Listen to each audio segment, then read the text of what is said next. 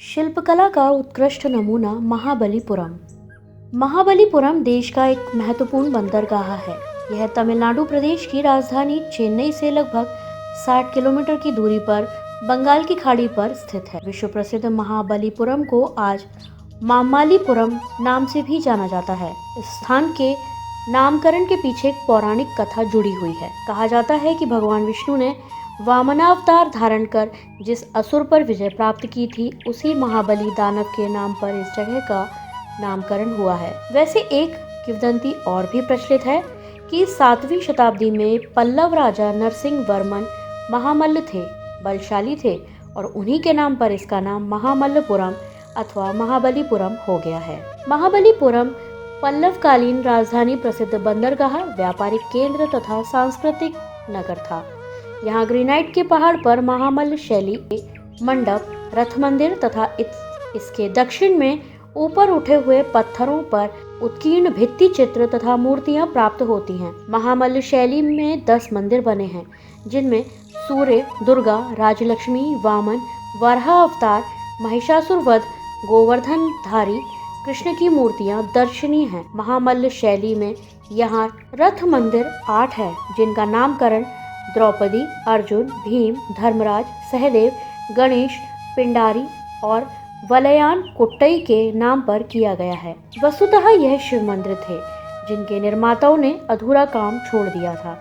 बाद में इन्हें भिन्न भिन्न देवताओं के मंदिर एक ही प्रकार के पत्थर से बने हैं, जो 7 पैगोडा के नाम से प्रसिद्ध हैं। इनको रथ मंदिर इसलिए कहते हैं क्योंकि ये दूर से रथ जैसे लगते हैं।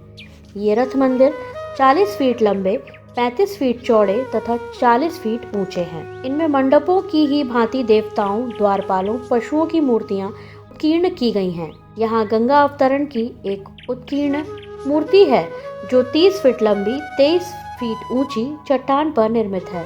राज सिंह शैली के शिव मंदिर, कुमुद मंदिर एवं ईश्वर मंदिर भी यहीं पर हैं, जो इस शैली के प्रथम विकास कला के घोतक हैं।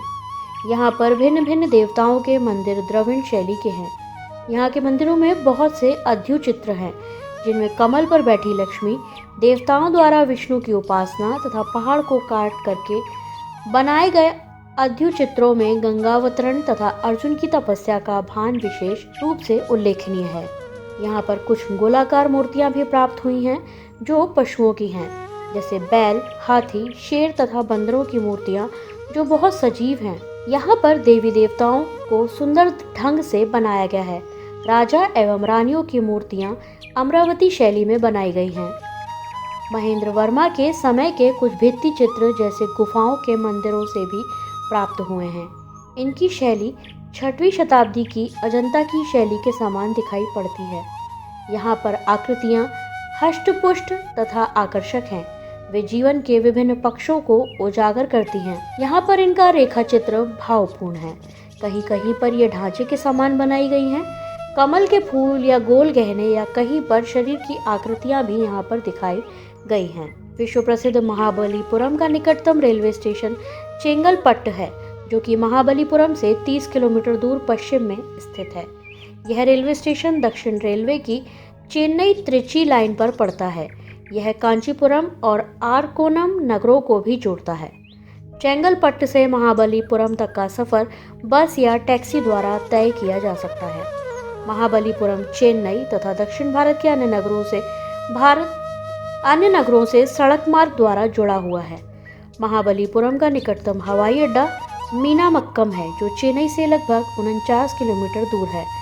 पर्यटकों के ठहरने के लिए महाबलीपुरम में समुद्र तट पर काफी महंगे होटल हैं, लेकिन बस्ती में सस्ते लॉज, होटल, धर्मशालाएं तथा निजी मकान भाड़े पर आसानी से उपलब्ध हो जाते हैं। अरे हाँ, इस चैनल को लाइक और सब्सक्राइब करना ना भूलें। देखते रहिए बंजारा बीट्स।